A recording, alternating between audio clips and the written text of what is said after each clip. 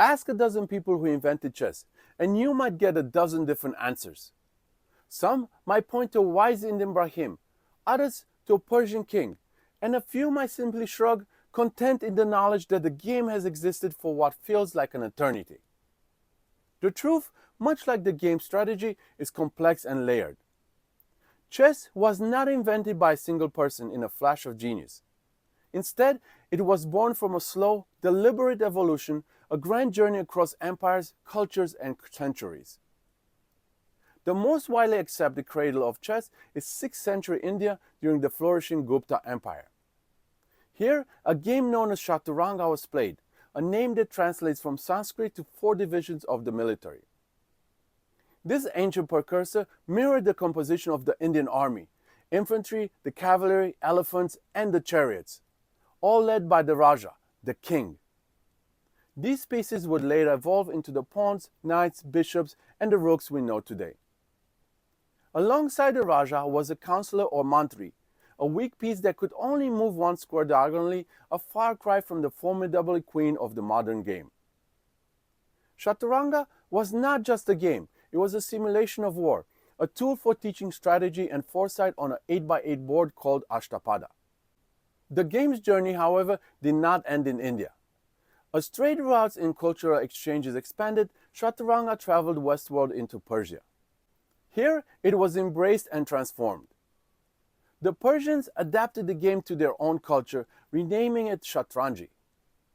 The Sanskrit Raja became the Persian Shah, the king, and it was here that 2 of the most iconic phrases in the game were born. When a player attacked the opponent's king, they would declare Shah, a warning that the king was under threat. When the king was trapped with no escape, the player would exclaim Shah Mat, Persian for the king is finished or the king is dead. This phrase would echo through the ages, eventually becoming the English word checkmate. With the rise of the Islamic Golden Age from the 8th century onwards, Shatranji spread like wildfire. Carried by merchants, scholars, and conquering armies, the game traveled along the Silk Road and across North Africa. It became a respected pastime in the courts of caliphs who valued it for its intellectual rigor. It was during this period that the game was introduced to Europe, primarily through Moorish-controlled Spain and Sicily around the 10th century. In Europe, the game was once again poised for a dramatic transformation. For several centuries, Europeans played the Persian version of Shatranji with only minor variations. However, around the end of the 15th century, a series of rule changes in southern Europe accelerated the game's pace and fundamentally altered its strategy. The most significant of these was the Mad Queen Revolution. The Hamla Mantri, or advisor, was remanaged as the queen and giving its modern sweeping powers, allowing it to move any numbers of squares horizontally, vertically, or diagonally. Similarly, the elephant piece, which had a limited leaping move, evolved into the far-reaching bishop. These changes, along with the addition of castling and the pawn's initial 2-step move, created the dynamic tactical game we recognize today. This modernized version was so different from its predecessor that it was often called Queen's Chess.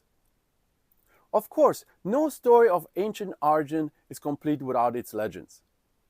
The most famous is the tale of the wise man named Sisa, who presented the game to a grieving Indian king. The king was so delighted that he offered the inventor any reward he desired. The wise man asked for a seemingly modest price: 1 grain of wheat on the first square of the chessboard, 2 on the second, 4 on the third, and so on, doubling the amount for each of the 64 squares.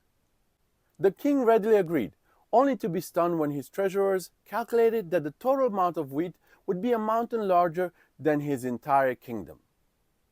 A powerful lesson in exponential growth. So, who invented chess? The answer is not by a person, but by many people over time.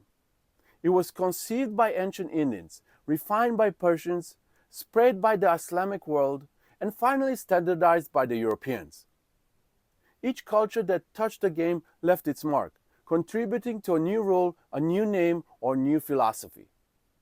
The true inventor of chess is the collective human spirit of competition, strategy, and cultural exchange.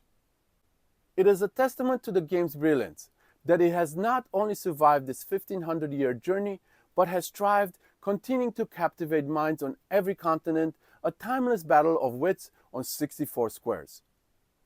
Thank you for watching. I will see you all on the next one.